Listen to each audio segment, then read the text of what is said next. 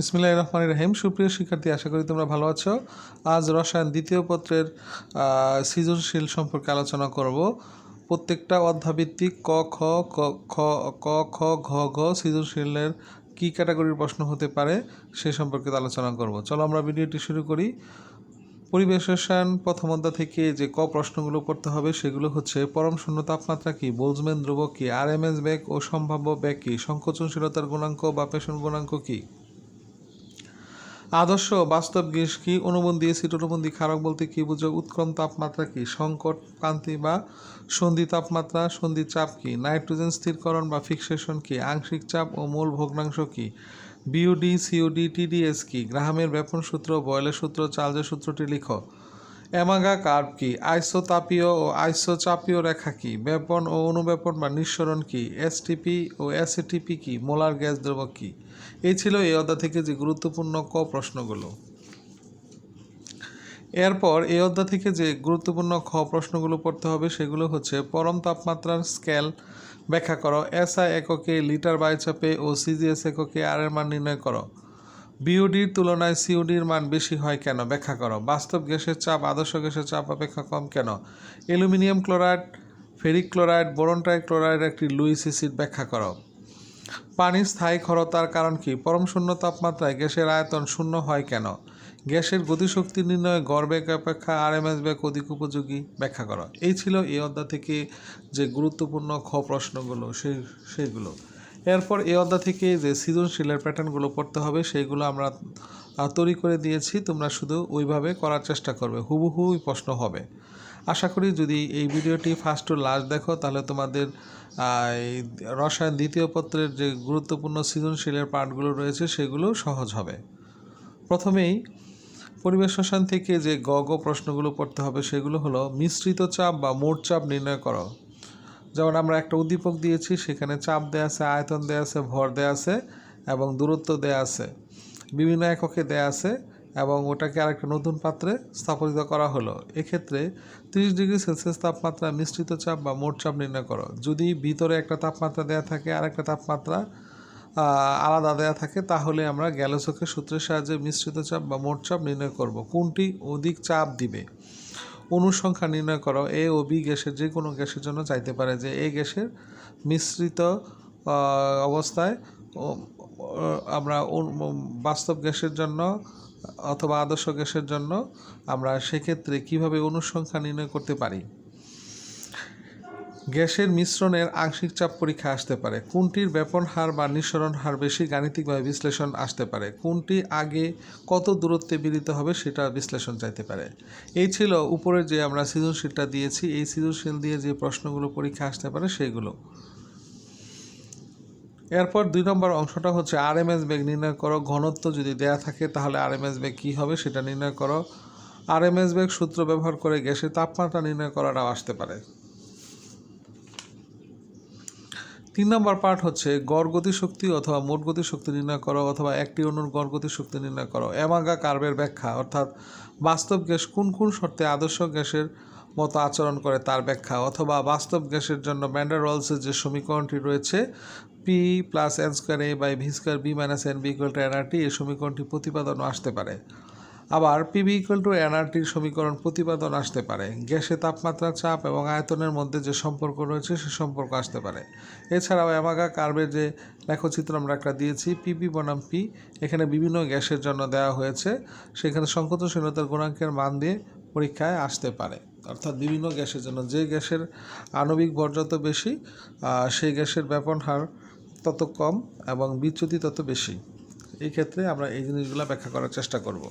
এছাড়া এই অধ্যায় থেকে আরও গুরুত্বপূর্ণ কিছু ঘ প্রশ্ন, সেগুলো হচ্ছে অনুবন্ধী অ্যাসিড ক্ষারক যুগলের ব্যাখ্যা আসতে পারে। বিওডি এবং সিএডি এর আদর্শ সীমা নির্ণয় করা আসতে পারে। এই ছিল পরিবেশ রসায়ন থেকে যে গুরুত্বপূর্ণ প্রশ্নগুলো সৃজনশীল আকারে আসতে পারে সেগুলো আমরা ব্যাখ্যা করার চেষ্টা করলাম। আশা করি সুপ্রিয় শিক্ষার্থী সেগুলো যদি সঠিকভাবে অনুসরণ করো তাহলে এই অধ্যায় থেকে অবশ্যই 2টা সৃজনশীল পেয়ে যাবে।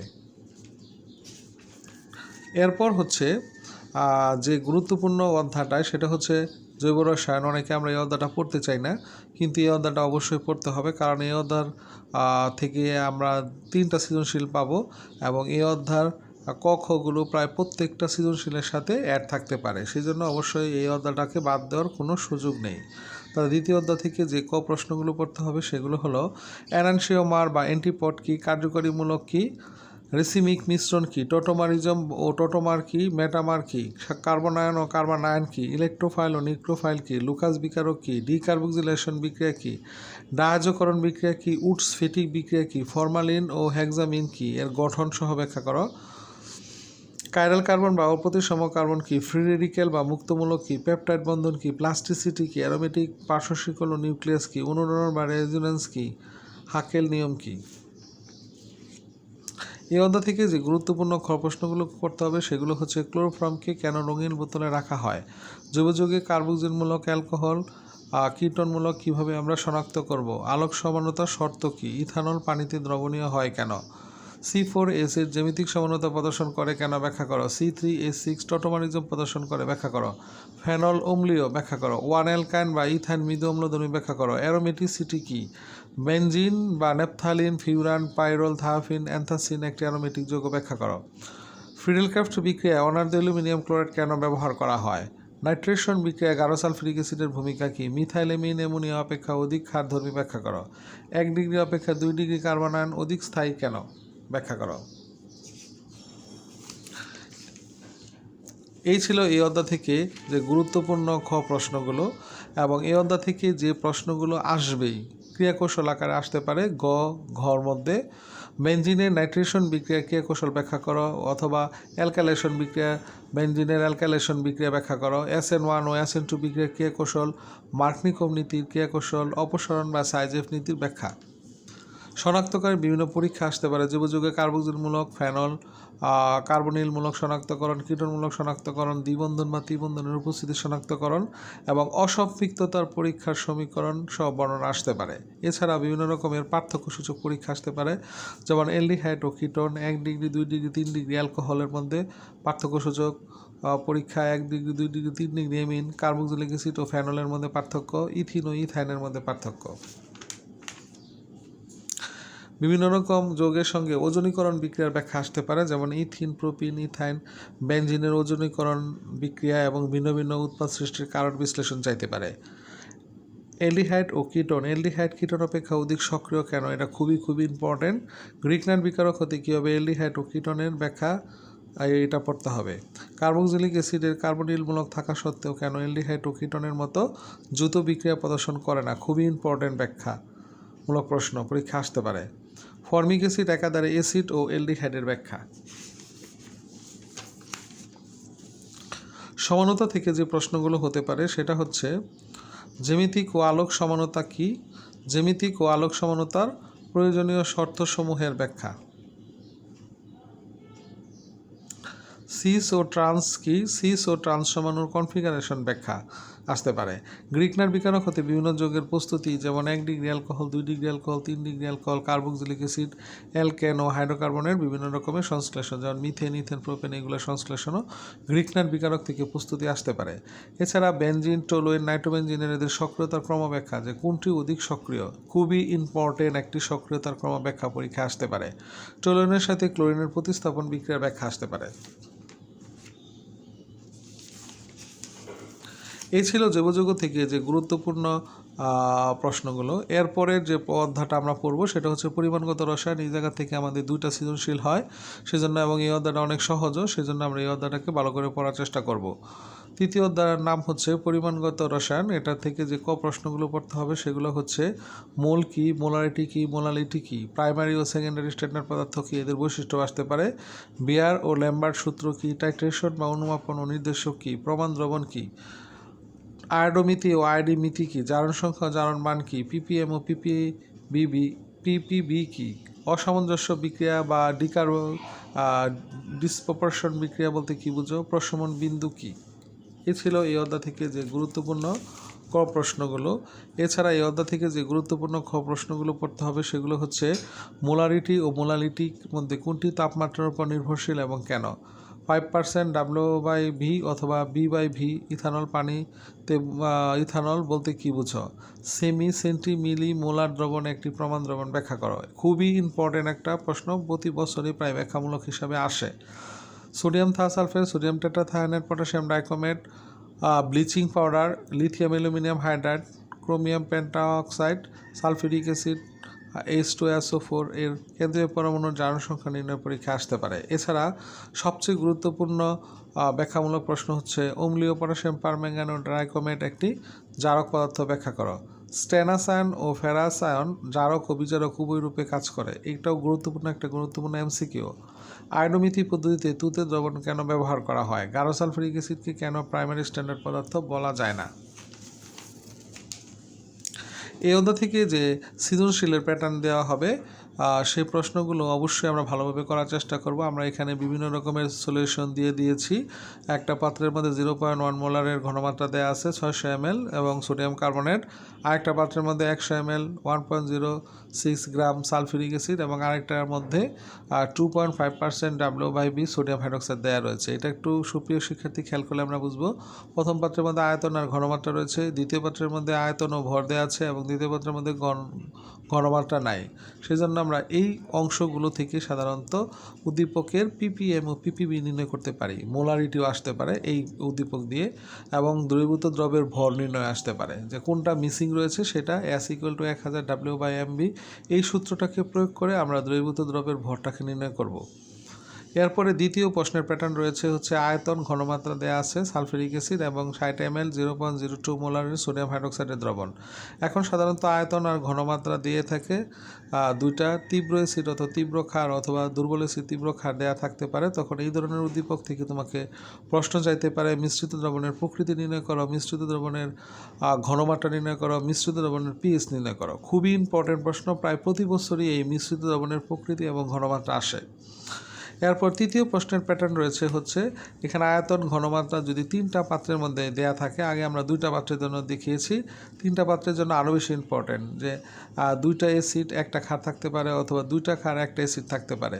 তখন আমাদের কি করতে হবে? দুইটা অ্যাসিডকে একটা অ্যাসিডে রূপান্তরিত করতে হবে অথবা দুইটা ক্ষারকে একটা ক্ষারে রূপান্তরিত করে মিশ্রিত দ্রবণের প্রকৃতি, মিশ্রিত দ্রবণের ঘনমাত্রা এবং মিশ্রিত দ্রবণের pH নির্ণয় আসতে পারে। এই প্যাটার্নটা পরীক্ষায় বেশি আসার সম্ভাবনা রয়েছে।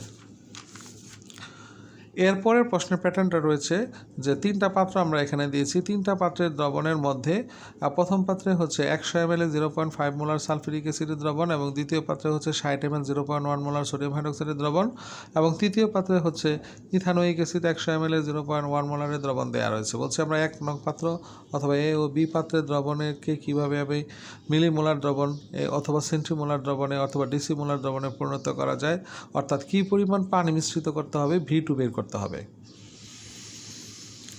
এরপরের প্রশ্নের প্যাটার্নটা হচ্ছে যে এ পাত্র এবং বি পাত্রের নির্দেশকের বর্ণ পরিবর্তন করার কৌশল লেখচিত্র সহ ব্যাখ্যা আসতে পারে। যে আমরা জানি যে তীব্র অ্যাসিড তীব্র ক্ষারের জন্য এক ধরনের নির্দেশক ব্যবহার করব, দুর্বল অ্যাসিড তীব্র ক্ষারের জন্য এক ধরনের নির্দেশক ব্যবহার করব, আর যদি দুইটাই তীব্র হয় তাহলে যে কোনো নির্দেশক ব্যবহার করা যাবে, আর যদি দুর্বল অ্যাসিড দুর্বল ক্ষার হয় তাহলে কোনো ধরনের নির্দেশক ব্যবহার করা উপযোগী হবে না। সেই ধরনের বর্ণ পরিবর্তন কিভাবে করে নির্দেশক তার লেখচিত্র পরীক্ষা আসতে পারে।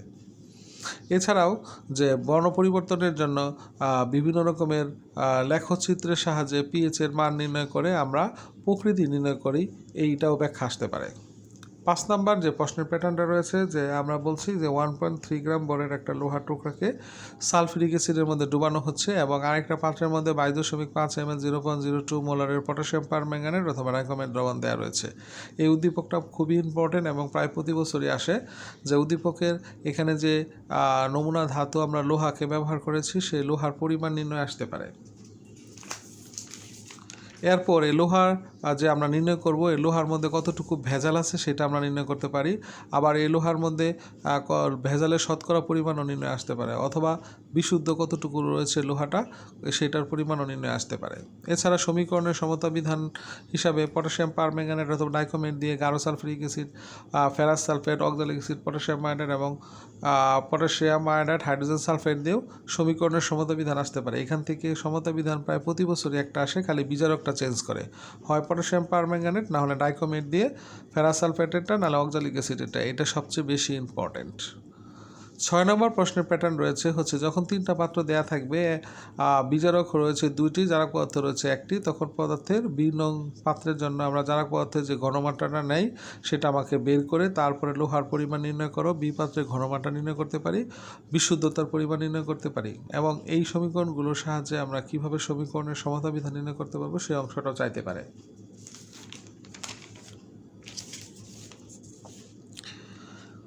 এছাড়া 7 নম্বরের গুরুত্বপূর্ণ ব্যতিক্রমী 2টা সমীকরণ রয়েছে, সেটা হচ্ছে আয়োডোমিতি এবং আয়োডোমিত্রিক পদ্ধতির যে সমীকরণগুলো সেটা রয়েছে সোডিয়াম থায়োসালফেট এবং আয়োডিনের সাথে বিক্রিয়া করে সোডিয়াম টেট্রাথায়োনাইড এবং সোডিয়াম আয়োডাইড উৎপন্ন করে, এবং কপার সালফেট পটাশিয়াম আয়োডের সাথে বিক্রিয়া করে কিউপ্রাস আয়োডাইড পটাশিয়াম সালফেট এবং আয়োডিন উৎপন্ন করে। এই 2টা সমীকরণকে ব্যবহার করে আমরা আয়োডোমিতিক পদ্ধতি নাকি আয়োডোমিতি পদ্ধতি এটার ব্যাখ্যা চাইতে পারে, এবং এইগুলা থেকে আমরা কপারের পরিমাণ নির্ণয় করব কীভাবে সেটা পরীক্ষা আসতে পারে।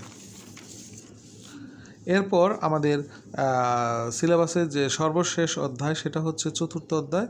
চতুর্থ অধ্যায় হলো তড়িৎ রসায়ন। এই তড়িৎ রসায়ন থেকে যে প্রশ্নগুলো পড়তে হবে সেগুলো হচ্ছে প্রমাণ হাইড্রোজেন তড়িৎদ্বার কী, তড়িৎ রাসায়নিক তুল্যাঙ্ক ও রাসায়নিক তুল্যাঙ্ক কী, তড়িৎদ্বার বা ইলেকট্রোড কী, রেফারেন্স বা নির্দেশক তড়িৎদ্বার কী, লবণ সেতু কী, ফ্যারাড বা ফ্যারাড ধ্রুবক কী, তরল সংযোগ বিভব কী, ফ্যারাডের প্রথম ও দ্বিতীয় সূত্রটি লিখো, ক্যালোবেল তড়িৎদ্বার কী। এই অধ্যায়টা খুবই সহজ। এই অধ্যায়টা থেকে সাধারণত 2টা সৃজনশীল হয়। আশা করি আমরা সবাই এই অধ্যায়টাকে ভালোভাবে পড়ে নিব। কপার লঘু সালফিউরিক অ্যাসিডের সাথে বিক্রিয়া করে না, কিন্তু গাঢ় সালফিউরিক অ্যাসিডের সাথে বিক্রিয়া করে কেন? তড়িৎ বিশ্লেষণ একটি জারণ বিজারণ বা রিডক্স বিক্রিয়া। একটি ইলেকট্রনের চার্জ কীভাবে আমরা গণনা করব? গ্যালভানিক কোষ রিডক্স বিক্রিয়া ব্যাখ্যা করো। সিলভারের তড়িৎ রাসায়নিক তুল্যাঙ্ক 0.0001 গ্রাম পার কুলম্ব বলতে কী বুঝো? জিঙ্কের বিজারণ বিভবের মান -0.76 ভোল্ট বলতে কী বুঝো? এটা যে কোনো ধাতুর জন্যই জারণ অথবা বিজারণ বিভবের মান আসতে পারে। অ্যাসিড মিশ্রিত পানিকে তড়িৎ বিশ্লেষ্য পরিবাহী বলা হয় কেন? কোষে লবণ সেতুর ভূমিকা কী? এ ছিল এই অধ্যায় থেকে যে গুরুত্বপূর্ণ আমাদের সৃজনশীলের জন্য যে প্রশ্নগুলো পড়তে হবে সেইগুলো। এরপর তড়িৎ রসায়ন থেকে যে সৃজনশীলের পার্টগুলো রয়েছে সেগুলো হচ্ছে বিভিন্ন বিক্রিয়া দেয়া থাকতে পারে, সেগুলোর মধ্যে কোষ বিক্রিয়া নির্ণয় করো, কোষের ইএমএফ নির্ণয় করো, তাপমাত্রা ঘনমাত্রা যদি দেয়া থাকে তাহলে নানস্টের সমীকরণ ব্যবহার করে কোষের ইএমএফ নির্ণয় করতে হবে, সেটা আসতে পারে। সরাসরি কোষের ইএমএফও চাইতে পারে, অথবা যদি তাপমাত্রা আর ঘনমাত্রা দেয়া থাকে তাহলে আমরা নানস্টের সমীকরণকে ব্যবহার করে কোষের ইএমএফ বা কোষের তড়িৎচালক শক্তি বা মোট কোষের বিভব নির্ণয় করতে পারবো।